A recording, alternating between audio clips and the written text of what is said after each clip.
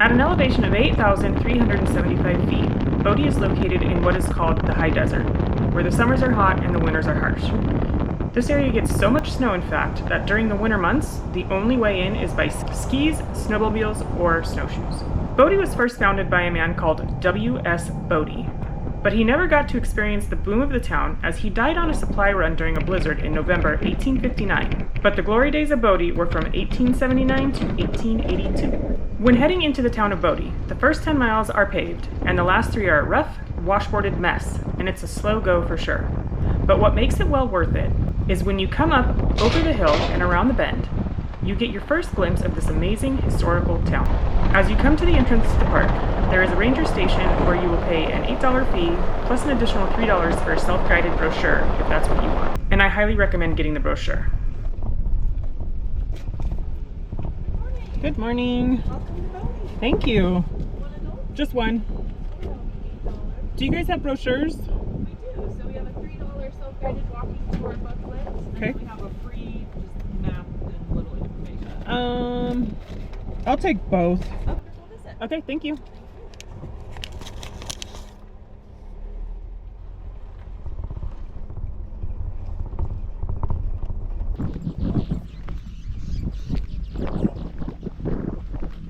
This house right here is known as the McDonald or Dolan house.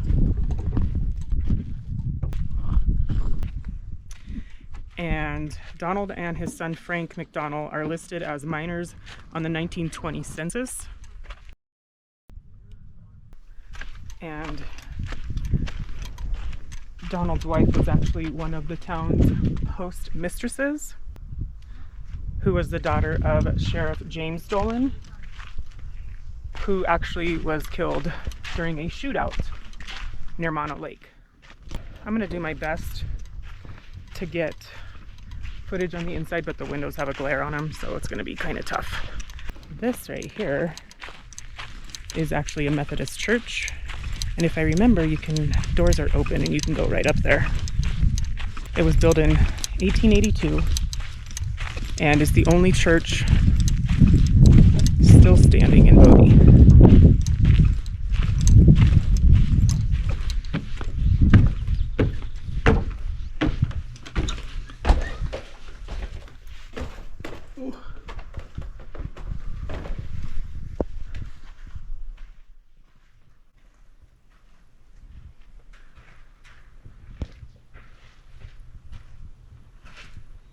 This house was built in 1873 and it was the home to David Victor Kane, son of James S. Kane. It's currently where one of the on-site employees live. There are a couple people that live out here to help kind of just manage the place. And the Kanes, who actually lived in this house right here, sold Bodie to the state parks. This house right here is known as McDonald House, and Dan McDonald was injured in the 1879 explosion at the Standard Mine, and this house was later owned by the Birkin family, who operated the store on Main Street in the 1880s and 1890s.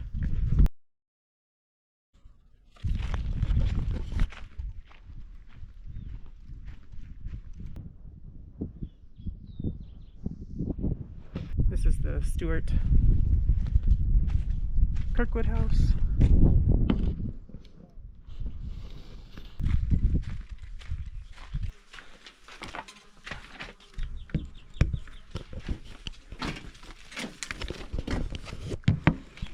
That can right there, it looks like it says shortening pastry.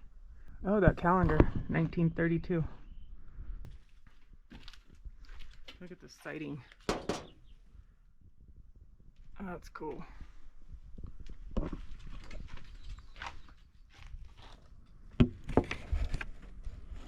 Looks like a bedroom. This one is Bell's Machine Shop. Bobby Bell, son of Lester Bell, was born in Bodie in 1914. He worked in the mines and the stamp mill and helped stabilize Bodie's buildings in the 1960s. He also contributed his knowledge of the town in the early years of the new state park. He died in 2003 and is buried in the Bodie Cemetery.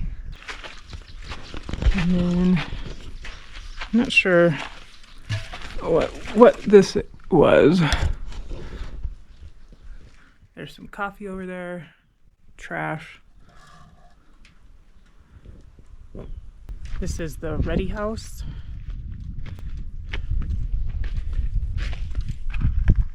He was known as the one-armed attorney.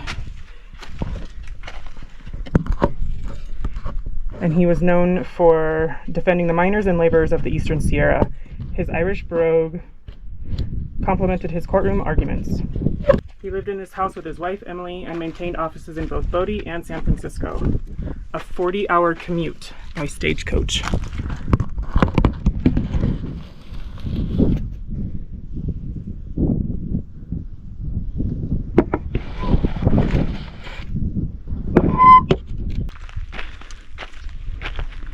This house is known as the Lester E. Bell House. Bell was in charge of the cyanide plant built by the Standard Company. Introduced to this countryside in the 1890s, the cyanide process extracted gold from otherwise worthless mill tailings and low-grade ore. Bell's wife, Charity, was the sister of Martha, the wife of James Kane. Bell's son, Lester L., became an assayer of Bodie's mining companies.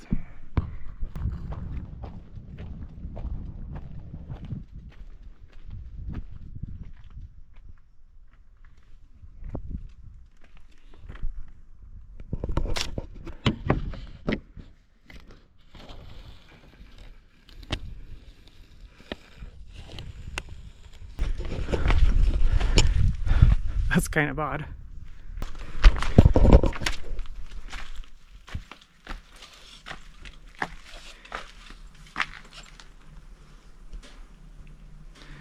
All this green, and then it's just desert. Weird. Cool. Weird. This is the Cameron House. Andrew P. Cameron, born in Canada, was a Bodie miner. He lived here in 1900 with his wife and 2 children.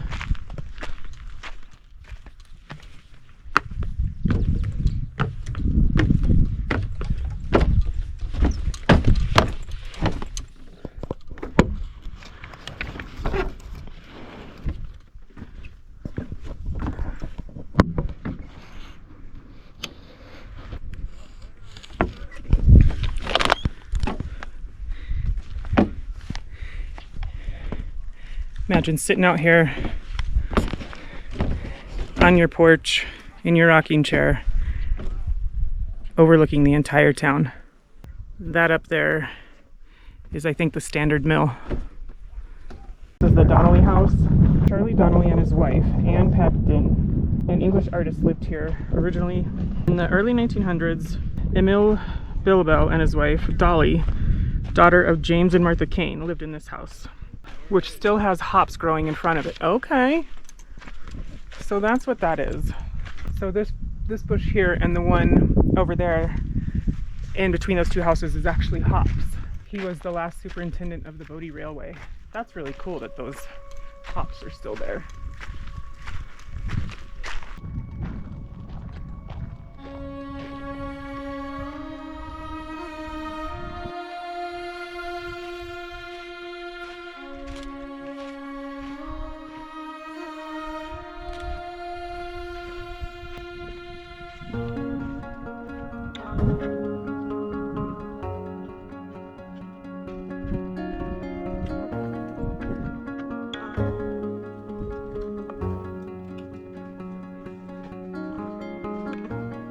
Come and wake me every night. You say you missed the concept of you and I, you and I. You come and wake me every night. You say you missed the concept of you and I.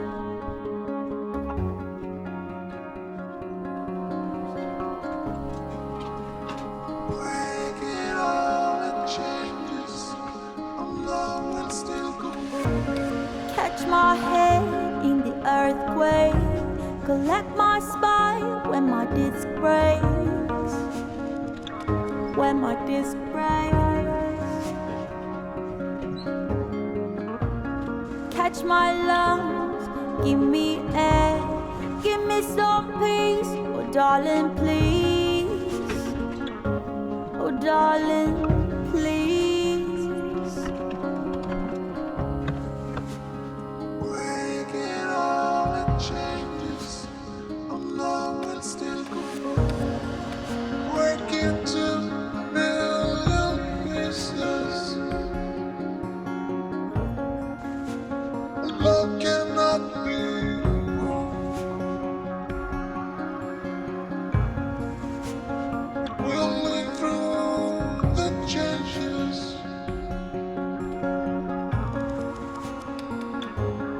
We cannot be wrong. Give me tears so I can cry. Give me heart so I don't die. Give me tears so I can cry. Give me heart so I don't die. Give me tears so I can cry. And give me heart so I don't die. Give me tears so I can cry. And give me heart so I don't die.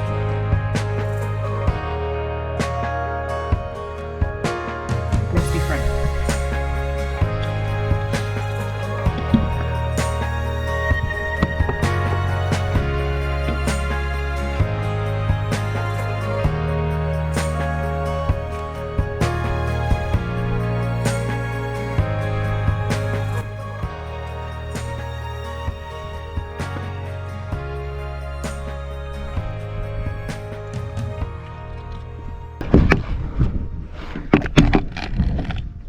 There's an all-American pressure canner in there.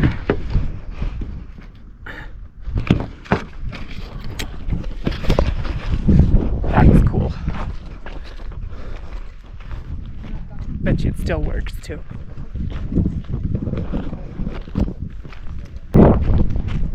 That building right there is the schoolhouse, and if I remember correctly, there's a date written in there of November 1st, which just so happens to be my birthday. I'm going to take a peek to see if it's still written on the wall in there.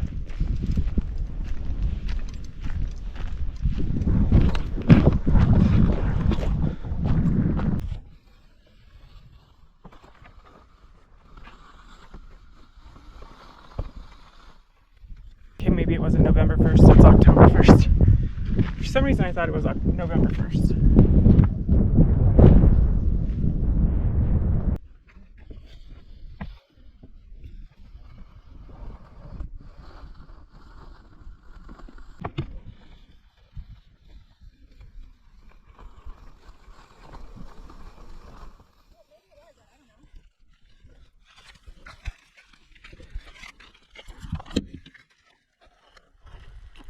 Oh, it does say November 1st.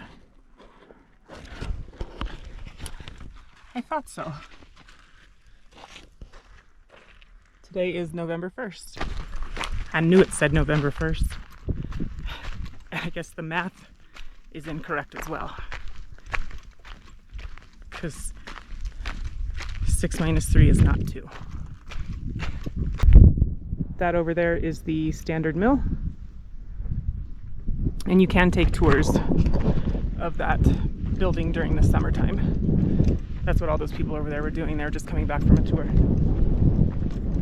Minnesota native Annie Curry Miller moved to Bodie in the boomtown years with her miner husband William. She first ran the Occidental Hotel, then later opened this boarding house to provide rooms and meals for bachelor miners. She also owned the rooming house across the street.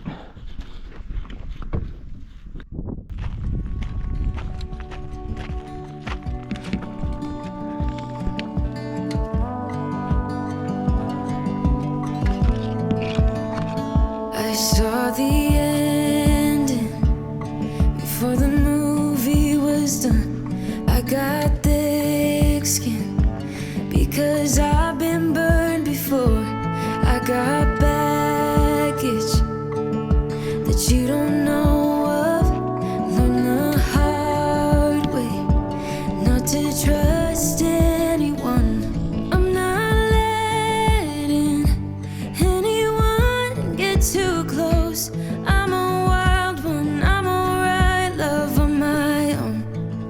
You probably think I'm hurting, but darling, I'll be fine. It's just a little heartbreak, and heartbreak fades with time. You probably think I'm broken, I swear that I'm alright. It's just a little heartbreak, and heartbreak fades with time. You probably think I'm hurting, right? But cowgirls don't cry.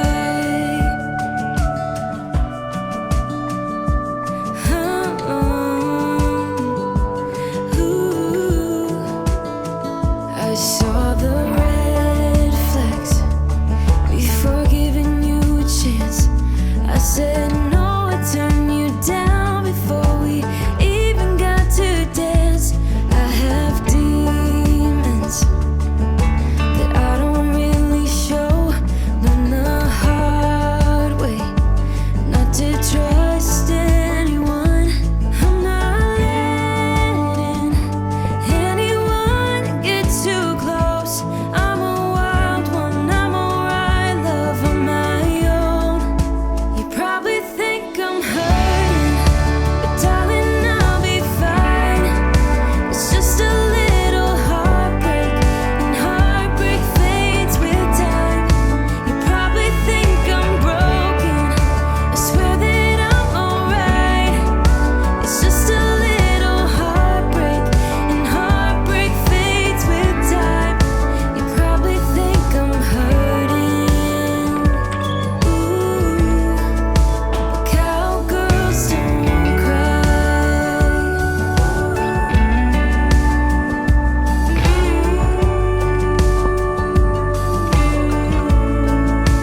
Cowgirls don't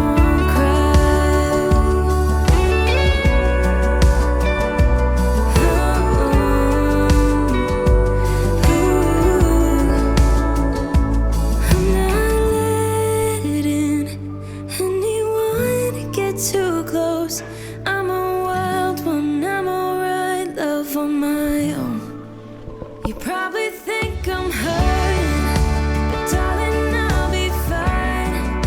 It's just a little heartbreak, and heartbreak fades with time. You probably think I'm broken, I swear that I'm alright. Well, I hope you enjoyed that little walking tour through Bodie Ghost Town with me. I tried to do it justice. I'm trying to get better with talking to the camera in front of a lot of other people, but I did stay mostly to myself for the most part. I need to get down to Bridgeport so that I can get some cell service, so I can find where I am camping tonight, because I have no clue. So thank you so much for hanging out with me, touring Bodie. If you're ever in the area on the 395 out by Bridgeport, I definitely recommend checking it out. If there are some voiceovers in this video, it's because the wind picked up and it sounded horrible on camera, so I apologize for that. And I hope that you will consider subscribing and coming along with me for some more adventures. Thanks for hanging out. I'll see you on the next adventure.